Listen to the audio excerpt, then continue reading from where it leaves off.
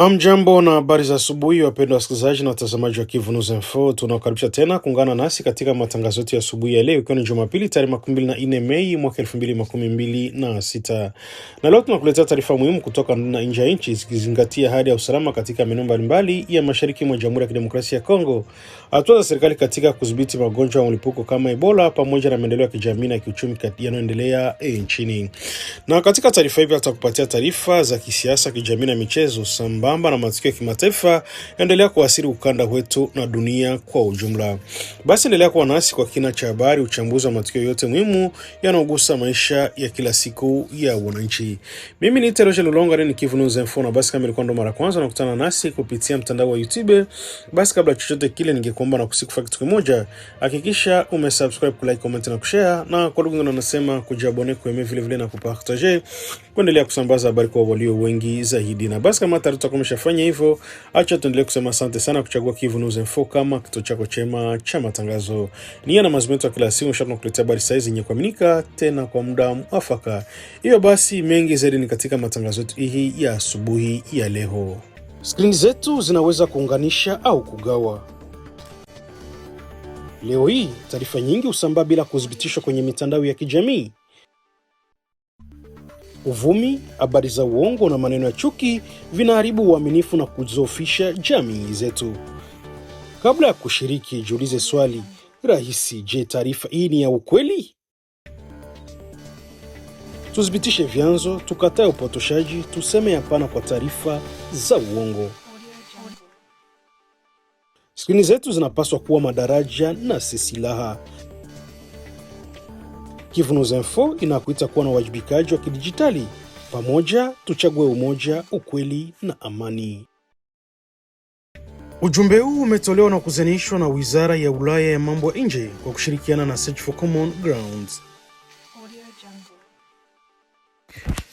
Mapigano makali endelea kupotewa tangu asubuhi ya Jumamosi tarehe 23 Mei katika kijiji cha Kibunano, Rushishe pamoja na Rugoma vilipo ndani ya groupment ya Kisimba katika eneo la Walikale mkoani Kivu Kaskazini.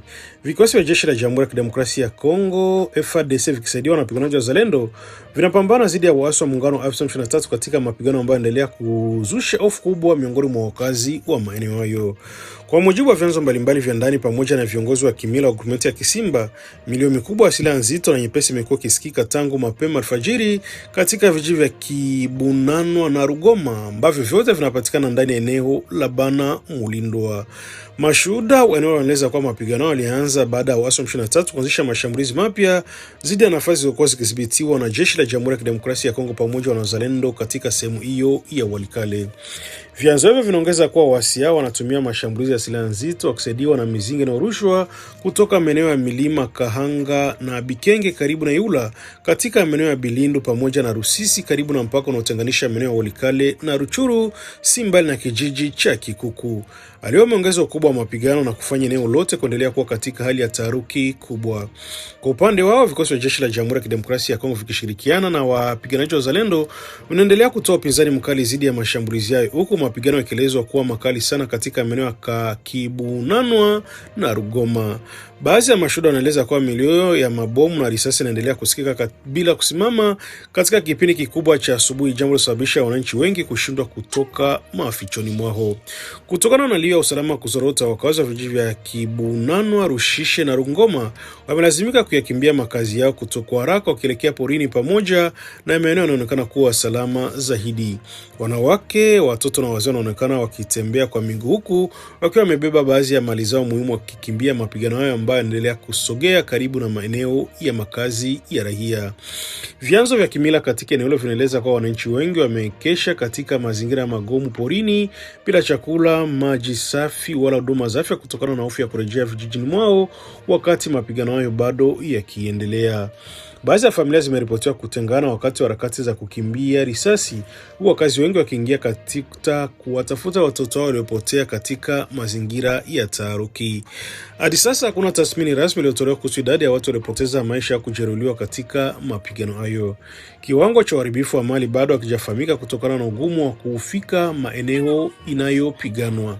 Hata hivyo, viongozi wa kimila pamoja na mashirika ya kiraia wanaeleza kuwa hali ya kibinadamu inaendelea kuwa mbaya kadri mapigano yanavyoendelea katika sehemu hiyo ya Walikale.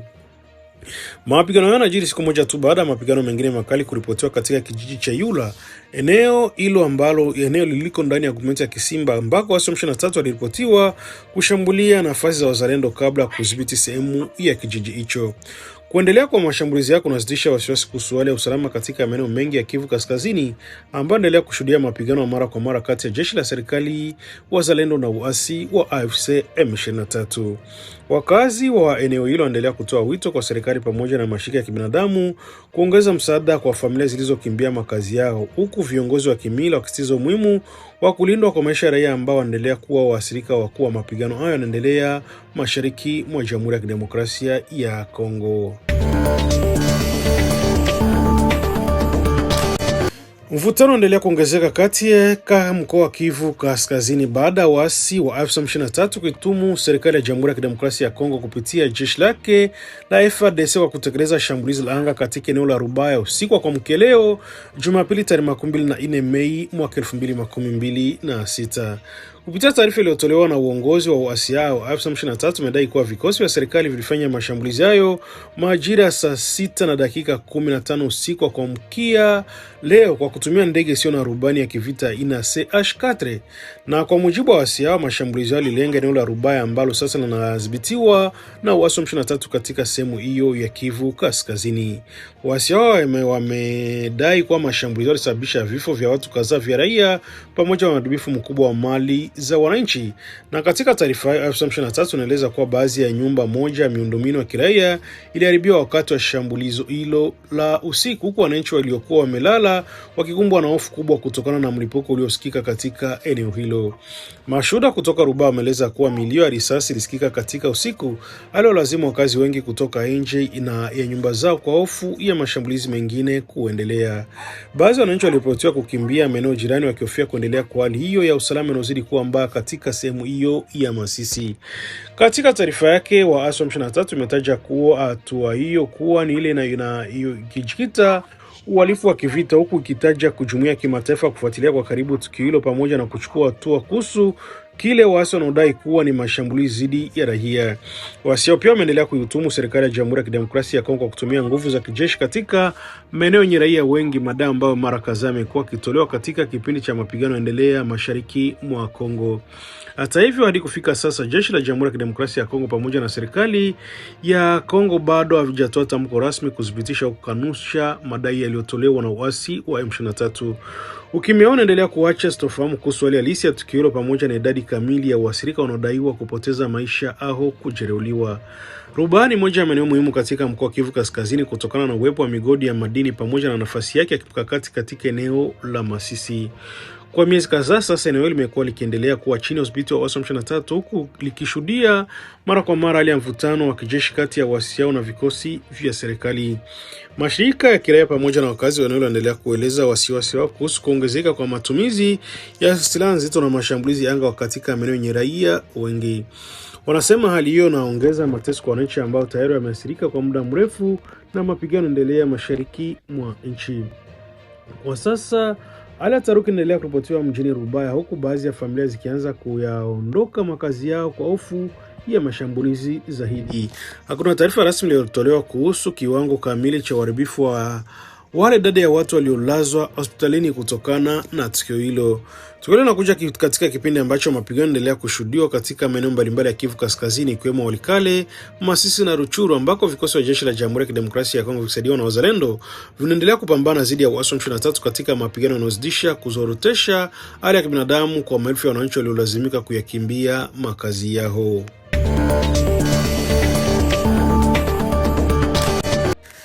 Hali ya wasiwasi inaendelea kutawala katika mji wa Bukavu pamoja na maeneo ya jirani baada ya taarifa kuripotiwa jioni ya Jumamosi tarehe 23 Mei Kuhusu kuonekana kwa idadi kubwa ya wanajeshi wanadaiwa kuwa wanajeshi wa Rwanda RDF wakielekea katikati ya mji wa Bukavu katika mkoa wa Kivu Kusini.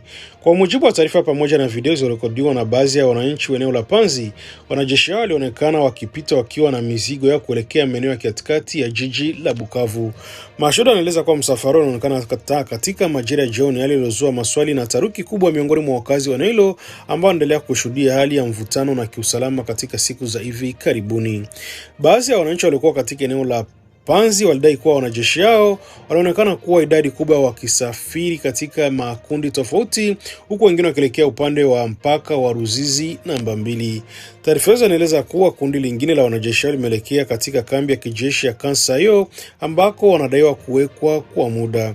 Ingawa kuna taarifa rasmi kutoka kwa serikali ya Rwanda wala mamlaka ya Jamhuri ya Kidemokrasia ya Kongo kuhusu harakati hizo, taarifa kutoka kwa baadhi ya vyanzo vya ndani zinaeleza kuwa uwepo huo wa wanajeshi unaweza kuhusishwa na hali ya mapigano endelea katika maeneo ya Kivu Kaskazini, hasa katika maeneo ya Rubaya, Walikale pamoja na Masisi ambako mapigano kati ya jeshi la Jamhuri ya Kidemokrasia ya Kongo FARDC, wazalendo na waasi wa M23 endelea kushika kasi katika siku za hivi karibuni. Baadhi ya wachambuzi wa masuala ya usalama wanaamini kuwa harakati hizo zinaweza kuwa sehemu za juhudi za kuimarisha nafasi za waasi wa M23 katika maeneo ya mapigano, hasa kufuatia taarifa zinazoonyesha kuwa waasi hao wamekuwa kikabiliana na upinzani mkali kutoka kwa jeshi la FARDC pamoja na makundi ya wazalendo katika baadhi ya maeneo ya Kivu Kaskazini. Vyanzo vya ndani pia vinaeleza kuwa uwezekano wa wanajeshi hao kuelekezwa katika maeneo ya mapambano ili kuzuia jeshi la FARDC kurejesha udhibiti wa migodi wa Rubaya ambao ni moja ya maeneo muhimu yenye utajiri mkubwa wa madini katika eneo la Masisi. Mgodi unaendelea kuwa moja ya maeneo ya mkakati unaozua mvutano mkubwa kati ya pande zinazopigana kutokana na umuhimu wake wa kiuchumi. Katika video zilizosambazwa na wananchi kwenye mitandao ya kijamii, baadhi ya watu wanaonekana wakizungumza kwa hofu huku wakitazama msafara wa wanajeshi hao wakipita katika maeneo ya Panzi. Hata hivyo, hadi sasa mamlaka rasmi bado hajathibitisha idadi kamili ya wanajeshi hao wala sababu rasmi ya harakati hizo zinazoendelea kuripotiwa mjini Bukavu. Taarifa hizi zinakuja wakati ambako wale usalama katika majimbo ya Kivu Kaskazini na Kusini yakiendelea kuwa tete kutokana na mapigano mara kwa mara kati ya FARDC, wazalendo na uasi wa M23. Katika siku za hivi karibuni maeneo kadhaa Walikale, Masisi na Ruchuru yameshuhudia mapigano makali yaliyosababisha wananchi wengi kukimbia makazi yao kwa hofu ya usalama wao.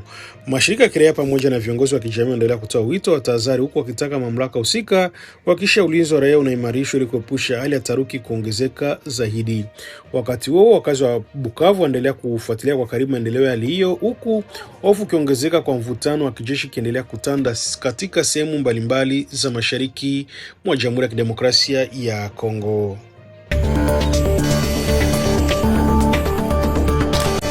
Serikali ya Jamhuri ya Kidemokrasia ya Kongo imetangaza kusimamisha kwa muda wa miezi mitatu shughuli zote za uchimbaji madini katika maeneo ya Mwenga, Shabunda mkoani Kivu Kusini, mashariki mwa nchi. Uamuzi umetolewa kupitia hati rasmi iliyosainiwa na tarehe 12 na waziri wa madini wa Kongo Louis Watum Kabamba.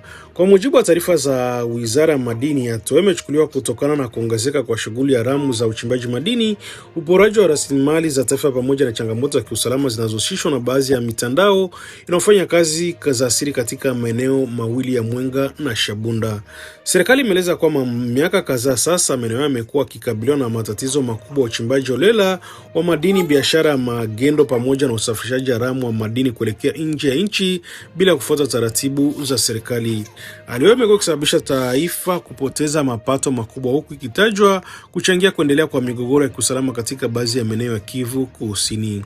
Katika waraka huo, waziri wa madini amefafanua kusimamishwa kwa shughuli zote kutoa nafasi kwa serikali kufanya tathmini ya kina kuhusu namna shughuli za uchimbaji zinazofanyika katika maeneo hayo pamoja na kuchunguza iwapo kampuni ya wachimbaji wanafuata sheria na masharti yaliyowekwa na mamlaka husika. Serikali imeeleza kuwa hatua hiyo inalenga kurejesha utulivu na utawala wa sheria katika sekta ya madini, kuimarisha mfumo ufuatiliaji wa madini yanayochimbwa pamoja na kupambana na mitandao inayotumiwa kuchochea hali ya ukosefu wa usalama kupitia biashara haramu ya madini. Kwa mujibu wa wizara hiyo, timu maalum kutoka ukaguzi mkuu wa migodi unatumwa katika maeneo ya Mwenga na Shabunda kwa ajili ya kufanya uchunguzi wa kina na kuhakikisha kuwa shughuli zote za uchimbaji zitakazorejea baadaye zikiwa zinafanyika kwa kufuata sheria za nchi pamoja na taratibu rasmi za serikali. Maeneo ya Mwenga na Shabunda yanatajwa kuwa miongoni mwa maeneo yenye utajiri mkubwa wa madini katika mkoa wa Kivu Kusini, hasa madini ya dhahabu pamoja na madini yenye tathmini thamani kubwa katika soko la kimataifa. Hata hivyo, kwa muda wa mrefu maeneo haya yamekuwa kitajwa katika ripoti mbalimbali za kitaifa na kimataifa kutokana na uwepo wa uchimbaji haramu, biashara ya magendo pamoja na ushiriki wa baadhi ya makundi yenye silaha katika shughuli za madini. Wakazi wa maeneo pamoja na baadhi ya wachimbaji wadogo wamepokea taarifa hiyo kwa hisia tofauti. Wengine wanaamini kama hatua hiyo inaweza kusaidia kurejesha utaratibu katika sekta ya madini, huku wengine wakihofia kuwa kusimamishwa kwa shughuli hizo kutawaathiri wananchi wengi wanaotegemea uchimbaji madini kama chanzo kikuu cha mapato. Mashirika ya kiraia katika Kivu Kusini yamekuwa yakitoa wito kwa serikali kuhakikisha kwa operesheni hiyo ya miezi mitatu haitatumika vibaya dhidi ya wachimbaji wadogo, bali iwe fursa kuweka mfumo mzuri wa usimamizi wa rasilimali za taifa pamoja na kuhakikisha mapato ya madini yananufaisha wananchi katika taifa kwa ujumla. Hatua ya serikali inakuja katika kipindi ambacho mashariki mwa Jamhuri ya Kidemokrasia ya Kongo inaendelea kukabiliwa na changamoto za kiusalama pamoja na tuhuma za uporaji wa rasilimali za madini unaofanywa na mitandao mbalimbali ya ndani na nje. Serikali ya Kinshasa imekuwa ikisisitiza mara kwa mara umuhimu wa kudhibiti sekta ya madini ili kusaidia kurejesha usalama na kuimarisha uchumi wa taifa. Jamhuri ya Kidemokrasia ya Kongo imetangaza kusimamishwa kwa muda kwa safari zote za ndege kuelekea na kutoka mji wa Bunia katika mkoa wa Ituri kutokana na hofu ya kuenea kwa ugonjwa hatari wa Ebola ambao unaendelea kuzua taharuki katika eneo hilo. Tangazo limetolewa siku ya jana Jumamosi tarehe 13 Mei kupitia taarifa rasmi ya kiafya iliyochapishwa na Wizara ya Uchunguzi na njia za mawasiliano na ufunguzi wa maeneo. Kwa mujibu wa taarifa hiyo, hakuna ndege yote ya kiraia binafsi wala maalum itakayoruhusiwa kutua kuondoka katika uwanja wa ndege wa Buni hadi pale mamlaka zitakapotoa maelekezo mengine. Serikali imeeleza kuwa hatua hiyo imechukuliwa kama sehemu ya juhudi za kuzuia kwa ugonjwa wa Ebola kutoka Ituri kuelekea maeneo mengine ya Jamhuri ya Kidemokrasia ya Kongo pamoja na nchi jirani. Mamlaka zinaendelea kuwa usafiri wa anga unaweza kuchangia kwa haraka kusambaa kwa ugonjwa huo ikiwa hatua kali na za tahadhari zitachukuliwa mapema. Kwa mujibu wa wizara husika, marufuku hiyo inaruhusu safari zote za kawaida za biashara, ndege binafsi pamoja na safari maalum zinazopita katika uwanja wa ndege wa Bunia. Hata hivyo, serikali imefafanua kuwa safari za kibinadamu, ndege za huduma za afya pamoja na safari za dharura bado zinaweza kuruhusiwa, lakini ni baada ya kupata kibali maalum kutoka kwa mamlaka za anga pamoja na huduma za afya zinazohusika na usimamizi wa janga hilo. Mamlaka za Kinshasa zinasema kuwa lengo la hatua hiyo ni kuimarisha usalama wa kiafya wa abiria, wahudumu wa ndege, wafanyakazi wa viwanja wa ndege pamoja na wananchi kwa ujumla.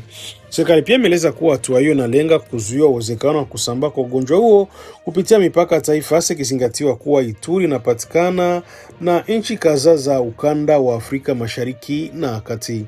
Katika taarifa hiyo, kampuni ya ndege pamoja na marubaini wameombwa kuheshimu kikamilifu masharti yote ya kiafya pamoja na hatua za kiusalama zilizowekwa na mamlaka za afya na usafiri wa anga. Serikali imeonya kuwa hatua kali zinaweza kuchukuliwa dhidi ya yote atakayekiuka maelekezo hayo katika kipindi hiki cha tahadhari kubwa ya kiafya. Hatua imezua wasiwasi mkubwa miongoni mwa wananchi wa Bunia pamoja na wafanyabiashara wanaotegemea usafiri wa anga kwa shughuli zao za kila siku. Baadhi ya wakazi wameeleza hofu yao kuhusu athari za uchumi zinazoweza kusababishwa na kusimamishwa kwa safari hizo, hasa katika kipindi ambacho mkoa wa Ituri tayari unakabiliwa na changamoto za kiusalama pamoja na matatizo ya kibinadamu. Wataalamu wa afya wanaweza kuwa Ebola ni moja ya magonjwa hatari yanayoambukiza kwa kiasi kikubwa na ambao mara nyingi husababisha vifo ikiwa hatua za haraka hazitachukuliwa. Ugonjwa huo unaenea kupitia kugusana na maji ya mwili na mtu aliyeambukizwa, jambo ambalo linafanya serikali kuwa makini zaidi katika kudhibiti safari na mikusanyiko ya watu katika maeneo yaliyoathirika. Katika miaka kadhaa, Jamhuri ya Kidemokrasia ya Kongo imekuwa ikikumbwa mara kwa mara na mlipuko wa Ebola, hasa katika maeneo ya mashariki mwa nchi. Serikali kwa kushirikiana na mashirika ya kimataifa ya afya imekuwa ikijaribu kuimarisha mfumo wa uchunguzi, matibabu pamoja na utoaji wa chanzo ili kudhibiti ugonjwa huo. Mashirika ya kiraia pamoja na wahudumu wa afya wanaendelea kutoa wito kwa wananchi kufuata maelekezo ya kiafya yanayotolewa na serikali, ikiwa ni pamoja na kuripoti haraka dalili zinazohusishwa na Ebola pamoja na kuepuka mikusanyiko isiyo lazima katika maeneo yaliyo katika hatari kubwa ya maambukizi. Hadi sasa mamlaka bado hajatangaza ni kwa muda gani hatua hiyo ya kusimamishwa kwa safari za ndege itaendelea, lakini zinasisitiza kuwa uamuzi huo unategemea maendeleo ya hali ya kiafya pamoja na tathmini ya wataalamu kuhusu hatari ya kuenea kwa ugonjwa huo ndani na nje ya mkoa wa Ituri. Mvutano mkubwa uliripotiwa siku ya Jumamosi tarehe 13 Mei katika eneo la Kyondo, lopo takriban kilomita 40 kutoka mji wa Butembo mkoani Kivu Kaskazini, baada ya baadhi ya wananchi kupinga hatua za timu za kukabiliana na ugonjwa wa Ebola wakati wa shughuli za mazishi salama yenye azi ya mtu aliyefariki dunia. Kwa mujibu wa taarifa kutoka kwa mashuhuda wa eneo pamoja na video zilizosambazwa kwenye mitandao ya kijamii, wananchi walitaka jeneza lifunguliwe ili waweze kudhibitisha utambulisho wa mwili uliokuwa ndani kabla mazishi kufanyika. Hata hivyo, timu za afya zilikuwa zimesimamia mazishi yao zilipinga ombi hilo na kuzingatia sheria na hatua za kiafya zinazotumika katika kupambana na ugonjwa wa Ebola unaendelea kuripotiwa katika maeneo ya mashariki mwa nchi. Mashuhuda wanaeleza kuwa hali ya sitofahamu ilitanda katika eneo hilo, huku baadhi ya wananchi wakionyesha kutokuridhishwa na namna mazishi yao yalivyokuwa yakifanyika chini ya usimamizi mkali wa wahudumu wa afya waliovaa vifaa maalum vya kujikinga dhidi ya maambukizi ya Ebola. Wengine walionekana wakisisitiza kuwa ni muhimu kwa familia kudhibitisha mwili wa marehemu kabla ya kuzikwa.